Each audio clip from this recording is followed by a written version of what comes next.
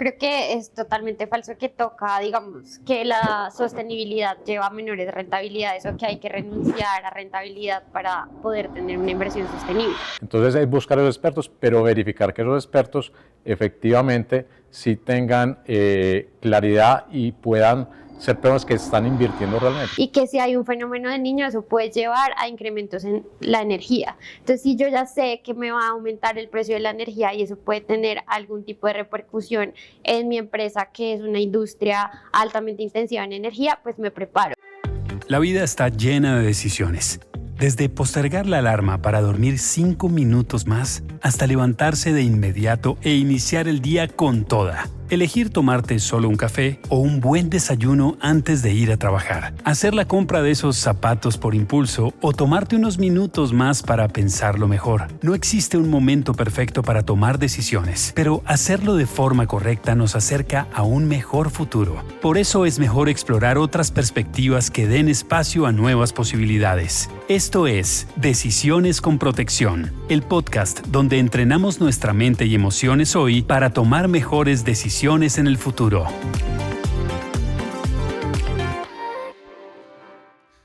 Hola, ¿qué tal? Bienvenidos a este tercer episodio de nuestra segunda temporada de Decisiones con Protección, un espacio que creamos para ustedes, para habilitar conversaciones alrededor del bienestar financiero.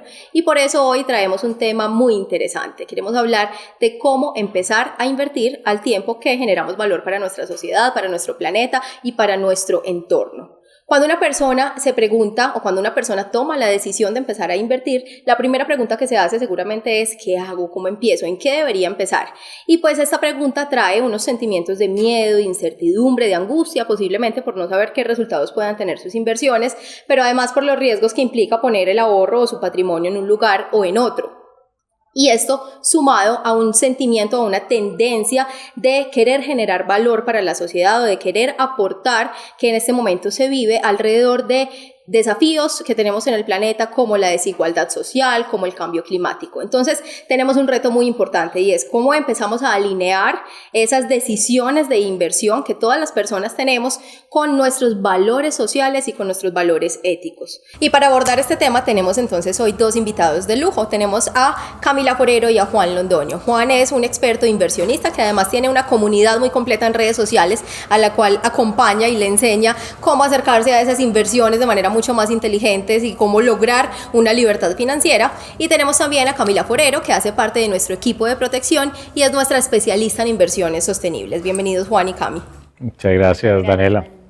Juan, quisiera empezar contigo. ¿Tú cuándo dirías que una persona está lista para empezar a invertir? O sea, yo tengo un ahorro, tengo un capital que ya constituí. ¿Cuál es ese momento en el que yo dejo de ser un ahorrador y me convierto en un inversionista? Bueno, realmente mi recomendación para todos los inversionistas siempre es que inicialmente inviertan, pero en su conocimiento, ¿cierto? Porque no se trata de tener dinero y correr como un loco a invertirlo en lo primero que se me ocurra o que me presenten, sino que si lo quiero hacer responsablemente, debería invertir en mi conocimiento, formarme, puedo invertir también pagando expertos que nos ayuden y que nos lleven de la mano, o también dedicar tiempo, porque también hay contenido gratuito, hay que mirar bien las fuentes y de esa forma, con más contexto, poder empezar a invertir. Para mí, desde mi punto de vista, esa es la forma como la que se debe empezar. Y adicionalmente, antes de empezar a invertir, también debo tener muy claro cuáles son mis finanzas, o sea, cuáles son mis ingresos, cuáles son mis gastos, mis compromisos, también prever algunos imprevistos que puedan surgir, ese fondo de seguridad que algunos llaman, ante cualquier situación yo tener la capacidad de responder. Y cuando yo tengo eso claro, ya debería estar listo para poder empezar a invertir. Por ejemplo, una persona que tenga deuda, pero que también tenga entonces, le ingresó un dinero adicional, ¿tú consideras que qué debería hacer primero? ¿Eliminar esa deuda, empezar a buscar alternativas para invertir? ¿Cuál es tu posición ahí? La respuesta es que depende de la tasa de interés a la cual tenga esa deuda. Recuerden que veníamos de tiempos donde las tasas de interés estaban alrededor del 10, 11%, por ejemplo, para el tema de vivienda, se llegaron a subir hasta el 17, 18% y ahorita en este momento nuevamente están alrededor del 10, 11%. Entonces, depende de la tasa de interés a la cual tengas la deuda, es conveniente o no abonar esa deuda o inclusive cancelarla, o si la tienes en un nivel muy bajo, podrías darte la oportunidad de seguirla conservando y poder invertir en un negocio o en una inversión que te dé una rentabilidad mucho más alta que la deuda que tienes actualmente. Maravilloso. Ahora que estabas mencionando lo de acompañarse de un experto, que nos parece súper relevante porque precisamente siempre esa es la invitación que nosotros desde Protección le hacemos a todos nuestros clientes, pero también hablabas, no es solo acompañarse del experto, sino también invertir en tu formación. De alguna manera, como que esa primera inversión es la más importante y es el invertir en uno mismo. ¿Tú tienes de pronto recomendaciones que nos puedas dar de, no sé, libros o espacios, eventos, o a qué tipo de lugares uno puede recurrir cuando quiere empezar? Yo nunca he tenido experiencia en inversiones, voy a empezar. ¿Cuál debería ser ese primer paso de formación para mí misma? Y después, ahí sí, ir a buscar un experto. A ver, hay un clásico en el tema de bienes raíces, que es particularmente el que yo me domino, es el tema de Padre Rico, Padre Pobre, que yo creo que la gran mayoría de nosotros empezamos por ahí. Hay algunos que todavía no se lo han leído. Si apenas están empezando, creo que es una muy buena fuente para iniciar y poder entender los conceptos más básicos. Y después de esto, pues hay expertos, personas que hablan por YouTube, por Instagram. Por ejemplo, nosotros tenemos nuestra cuenta de Instagram, Juan Londono Inversionista, donde nosotros hablamos de diferentes temas, desde lo más básico hasta lo más avanzado, ¿cierto? Entonces es buscar a los expertos, pero verificar que esos expertos efectivamente sí tengan claridad y puedan ser personas que están invirtiendo realmente, porque la verdad también es que hay mucho hablador por ahí, mucho charlatán en redes sociales que dicen, se leen un libro, salen a hablar sobre lo que aprenden en el libro, pero la verdad es que nunca lo han aplicado y nunca lo han ejecutado. Entonces hay que tener un buen criterio en el momento de seleccionar esas personas y empezar a seguirlas y consumir su contenido, y a partir de ahí empezar a crear tu propia estructura para poder ser más asertivo en el momento de invertir. Perfecto, maravilloso. Ahorita cuando estábamos dando el saludo, hablábamos de ese sentimiento, de esa tendencia que hay de generación de conciencia globalizada. Es un sentimiento que está en todas las personas de, más allá de tener rentabilidad, más allá de lograr como unos beneficios en términos de riqueza, pues también quiero generar valor de alguna manera para la sociedad y para mi entorno. Nosotros estuvimos revisando hace poco una encuesta del Deutsche Bank y allí nos dicen que el 75% de los inversionistas consideran que los recursos que tienen deberían contribuir de alguna manera a la construcción de un mejor futuro para el planeta. Cuando uno lee o cuando uno escucha datos como este, piensa dos cosas. Pues primero, que estamos de acuerdo en que todos quisiéramos con nuestras decisiones aportar de alguna manera positivamente al entorno, ¿cierto? A la sociedad, al planeta donde estamos viviendo. Y dos, da un poco la impresión como de que necesitamos capitales muy grandes para poder generar esos aportes, como que necesitamos ser grandes empresas o grandes inversionistas para nosotros decir, con lo que yo hago estoy generando valor para la sociedad o para el planeta. Cambio, a mí me gustaría que ahí empecemos a entrar en esa conversación de sostenibilidad y analizar. ¿Tú consideras que es necesario tener grandes capitales para empezar a hacer inversiones conscientes? O desde nuestras posibilidades, ¿cómo podríamos hacerlo? Mari, mira, quiero unirlo esto como a en qué momento debo empezar a invertir, y es que no es solo tener claro pues todo lo que nos decía Juan, sino también cuáles son mis valores y a qué yo quiero aportar. Y entre esos valores buscar unas opciones de inversión que se alineen a esos valores. Desde el 2020 muchas instituciones financieras han empezado a incorporar prácticas de inversión sostenible dentro de sus políticas o sus procesos de inversión tradicionales. De hecho, si uno ve, digamos, los datos, se han multiplicado por 20 el número de instituciones financieras que están incorporando prácticas de sostenibilidad en sus procesos o en sus ciclos de inversión tradicionales. Entonces yo creo que si uno empieza por ahí y sabe que para uno es importante la sostenibilidad, tiene que sí o sí pues empezar también, voy a escoger un portafolio que se alinee conmigo y que me dé la rentabilidad que busco y que tenga un perfil de riesgo alineado a mí, pero también puedo exigir y buscar en la entidad financiera que tenga esas prácticas de sostenibilidad y esas prácticas integradas a su proceso de inversión que me den tranquilidad de que ellos están haciendo un proceso de gestión de riesgos, de manejo de recursos que realmente está teniendo en cuenta criterios de sostenibilidad. Por ejemplo, en protección, ¿qué hacemos? Tenemos un proceso que ya incorpora las variables ambientales, sociales y de gobernanza en todo el ciclo de inversión de todos nuestros portafolios. Pero adicionalmente le hemos dado a los clientes la oportunidad de, si para mí es muy importante y mi perfil de riesgo se alinea con algunos de nuestros productos, hay unos productos sostenibles que les permiten exponerse ya un poco más a esa tesis de inversión, que es Para mí es importante la sostenibilidad, creo que la sostenibilidad genera valor en las empresas y quiero invertir de esa forma. Y si te entiendo bien, entonces la posición es, yo lo puedo hacer, no es necesario tener pues un enorme capital, sino que con aliados como Protección o como seguramente pues en el mercado encontraremos opciones, podemos empezar a invertir en esos propósitos que tenemos desde nuestros valores sociales y éticos. Sí, de hecho tenemos 5 portafolios que ahorita son abiertos, son portafolios de un riesgo alto, entonces pues ahí toca revisar si el cliente está dispuesto y su perfil de riesgo pues se alinea a estos portafolios, pero esos portafolios permiten ingresar desde 50,000 pesos todos los meses. Entonces sí hay oportunidades, como también hay oportunidades, digamos, en el sector de construcción con algunas edificaciones que tienen unos certificados. Entonces creo que lo que toca es, como para mí esto es importante, de pronto ir un poquito más allá y entonces hacer más preguntas. Entonces, ¿cómo es su política de inversión? Mire que el cambio climático es un riesgo que cada vez es más visible, ¿cómo lo están manejando? Y de pronto esas preguntas que para mí son importantes porque yo creo que hay unos riesgos reales que de pronto no son del todo directos en un proceso financiero, hacerle esas preguntas a mi asesor y tener la tranquilidad de que la entidad con la que estoy invirtiendo o el sector en el que estoy invirtiendo está teniendo en cuenta estas variables. Cami, con todo esto que nos dices, me gustaría volver un poco al origen. ¿Qué hace que una inversión sea o no sea considerada como una inversión sostenible? Porque a veces también cuando hablamos, pues podemos relacionar la sostenibilidad, o algunas personas pueden relacionar la sostenibilidad solamente al impacto en el medio ambiente, pero hay otros aspectos que también entran desde esta visión de inversión consciente. Entonces, el proceso de inversión sostenible es muy amplio, pero básicamente la definición internacional es incorporar criterios ambientales, sociales y de gobernanza en el proceso de inversión de forma explícita y sistemática. ¿Eso qué quiere decir? Que en todas las etapas del ciclo de inversión, desde la preselección hasta el monitoreo de los activos que están en nuestro portafolio, incorpore de alguna forma una revisión de esas variables.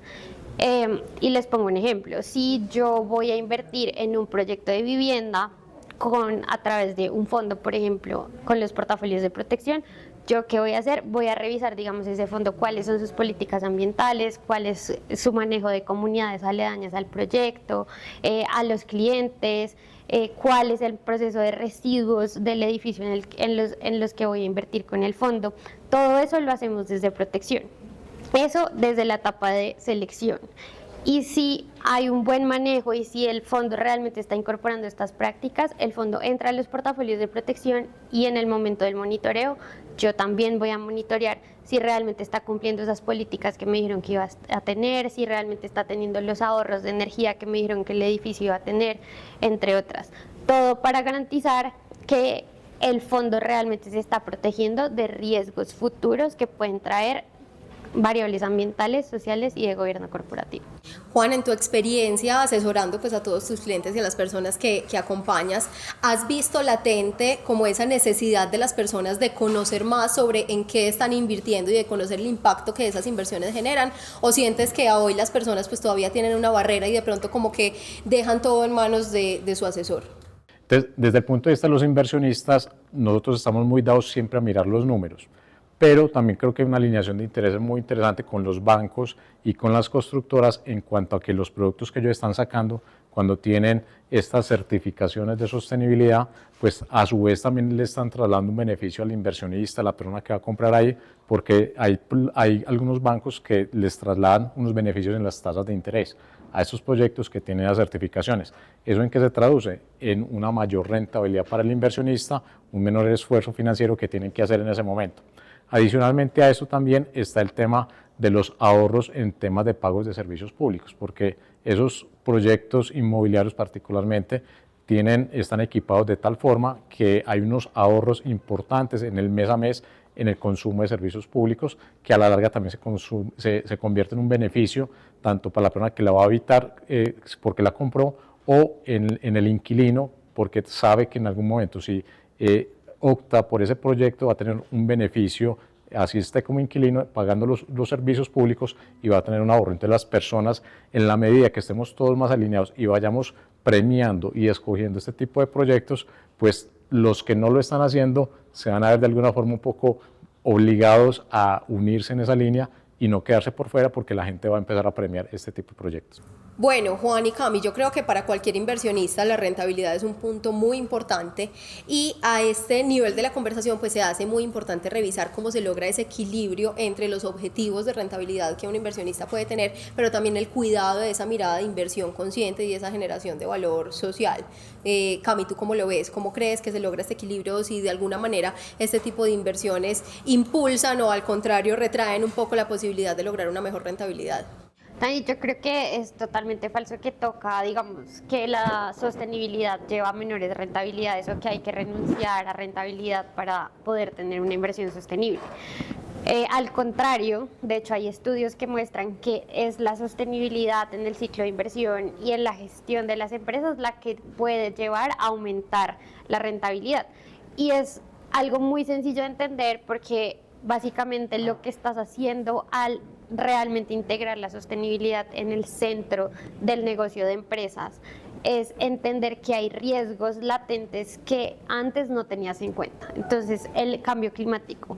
Yo ya sé que es muy probable que haya un fenómeno del niño el próximo año y que si hay un fenómeno del niño eso puede llevar a incrementos en la energía. Entonces si yo ya sé que me va a aumentar el precio de la energía y eso puede tener algún tipo de repercusión en mi empresa que es una industria altamente intensiva en energía, pues me preparo. ¿Cómo me preparo? Entonces no sé, pongo paneles solares para de alguna forma compensar ese aumento del precio de la energía con los paneles solares y que la tasa de energía y que la tarifa de energía no me suba tanto subiendo mis costos. Entonces, ¿qué estoy haciendo en el largo plazo? Estoy manteniendo la rentabilidad que ya estaba teniendo antes, manteniendo las utilidades de mi compañía en el largo plazo.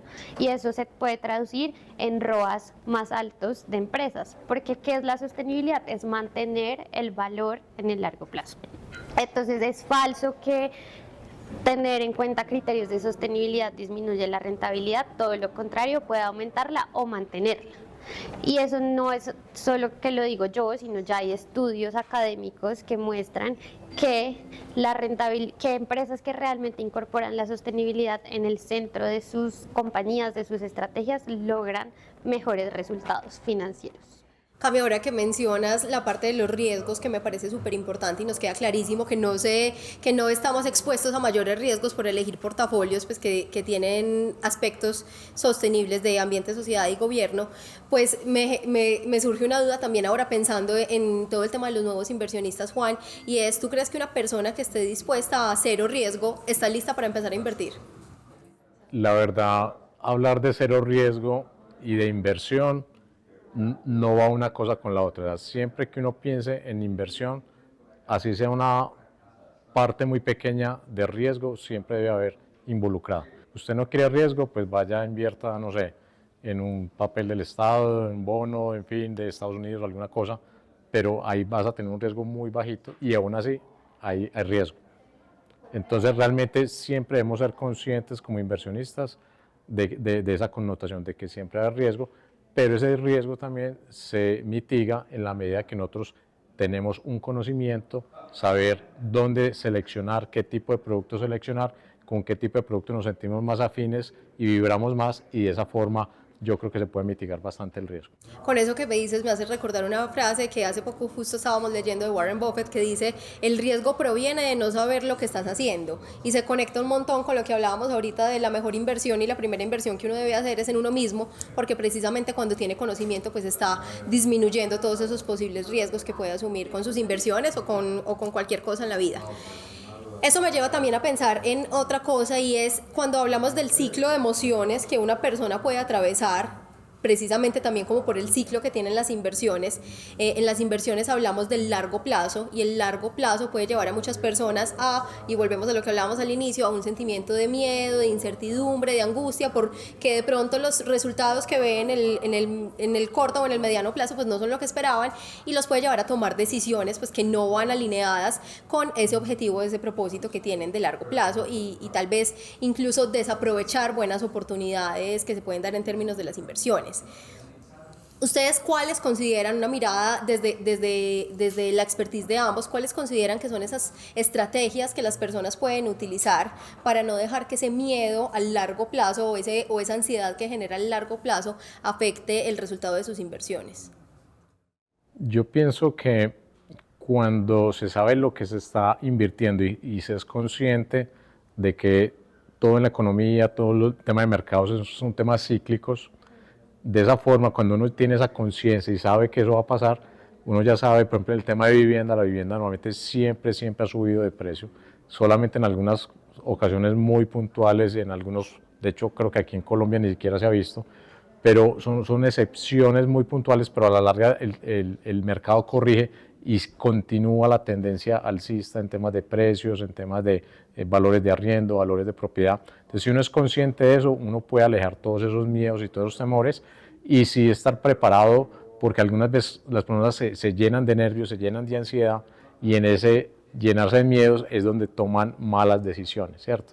Entonces, ahorita particularmente con el tema de la vivienda, se viene de unos 12 meses, 14 meses con unas tasas de interés muy altas, ya han venido corrigiendo y la gente dice, no, es que no es el momento de comprar vivienda. Antes, por el contrario, es el momento de comprar vivienda porque se va a presentar un gran desabastecimiento de vivienda. Los constructores vienen vendiendo muy lento. Si no se vende, no se construye, y si no se construye, no hay inventario. Entonces, desde el punto de vista del inversionista, vamos a estar rápidamente en un mercado con una oferta muy restringida, una demanda muy alta porque las tasas de interés ya están bajando, entonces eso nos va a combinar a nosotros como inversionistas cuando querramos liquidar nuestras inversiones o simplemente poner un inmueble en arriendo porque resulta que hay muy poco inventario. Entonces, si uno es consciente de eso y sabe hacer esa lectura, pues va a estar más tranquilo. Yo creo que hay dos cosas fundamentales, como conocer a qué riesgo estoy dispuesto a exponerme y como no decirme mentiras, como de verdad si yo no me gustan los ciclos, soy una persona muy que me gusta la estabilidad, me gusta como cosas más seguras, no se exponga a un portafolio que sabe que va a ser altamente volátil. Intente buscar alternativas que lo lleven a que sea un poco más, que tenga los ciclos un poco menos pronunciados, que se mantenga, digamos, una rentabilidad un poco más segura, y creo que por eso es muy importante la asesoría, porque evidentemente una inversión un poco más riesgosa, seguramente las tasas de rentabilidad pues van a ser muy llamativas, pero si tú sabes que eso a ti te va a generar mucha ansiedad, pues es mejor no te expongas, o sea, no te expongas porque seguramente cuando el mercado vaya cayendo de forma importante, vas a sentir la necesidad de salir de ahí y ahí es donde se pierde el dinero.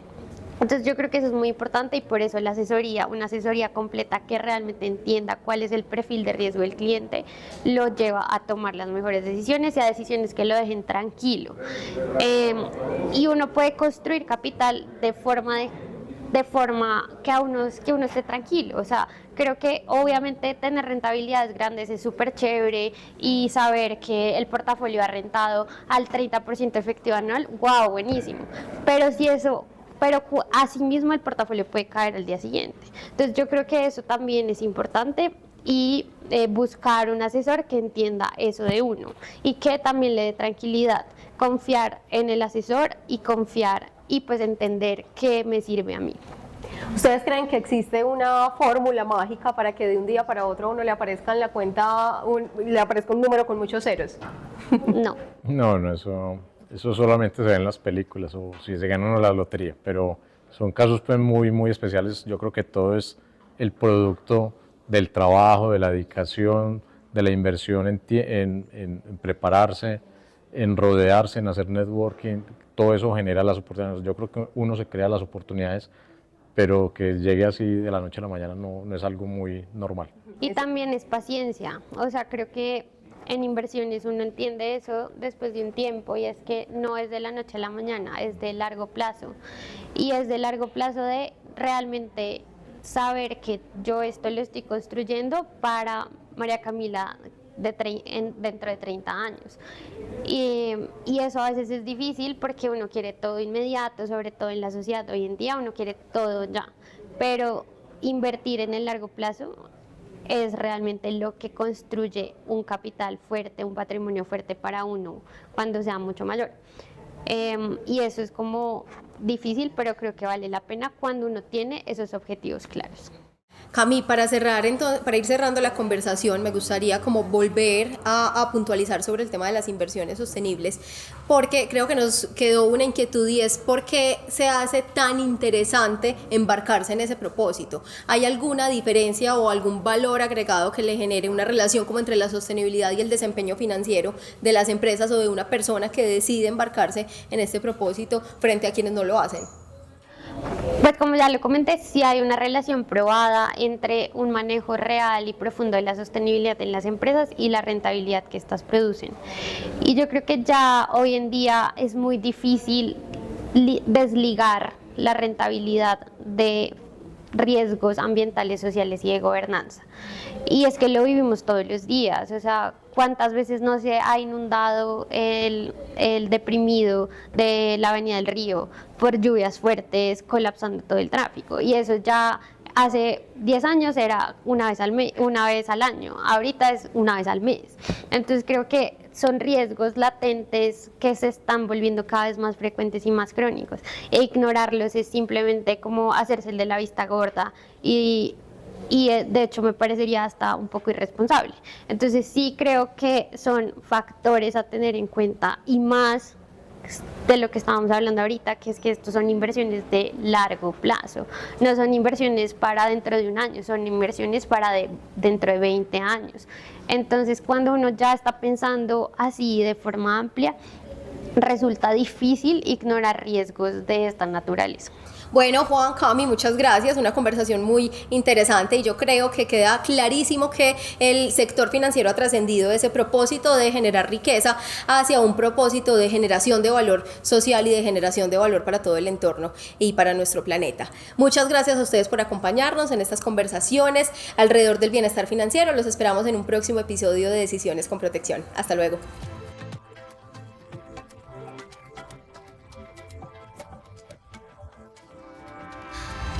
El contenido de nuestros podcasts no constituye una recomendación profesional para tus decisiones en la construcción de bienestar financiero.